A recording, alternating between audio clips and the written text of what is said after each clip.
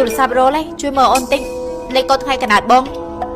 បន្ទាប់ពីអ្នកចាស់បោះប្រាស់ខ្ញុំមកខ្ញុំក៏បានជួបនាងរៀបថ្ងៃ anniversary មនុស្សប្រុសក៏ត្រូវមានផ្កាដែរអ្នកចាស់មិនដែលជូនកាដូខ្ញុំទេប៉ុន្តែនាងជូនគឺរសជាតិហ្នឹងឯងឆ្ងាញ់ខ្លាំងណាស់អ្នកចាស់មិនដែលចូលចិត្តស្នាដៃខ្ញុំធ្វើម្ហូបទេតែនាងចូលចិត្តហើយក៏មិនដូចអ្នកចាស់ទេជឿលេងរបស់ខ្ញុំតែនិយាយមិនល្អពីខ្ញុំទៅប្រាប់អ្នកក្រៅមកពីពួកគេគ្មានប្រសិទ្ធភ្នែកដូច្នេះហើយខ្ញុំនឹងធ្វើល្អដាក់នាងឲ្យបានច្រើនអូនសម្លាញ់រីថ្ងៃកំណើតទុកឲ្យបងបានហើយ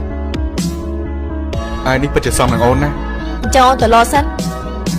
ប៉ុន្តែមានតែខ្ញុំទេដឹងថាខ្ញុំមិនស្រឡាញ់នាងទេចេះលីងឯងមិនសង្សារចាស់ឯងទៅគ្រាន់តែប៉ែតូចមិនសោះក៏អួតដែរ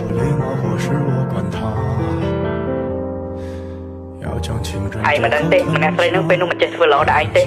ឡូវមួយថ្ងៃចេះបោកកាយធ្វើម្ហូបឲ្យម្នាក់ប្រុសនោះទៀតផង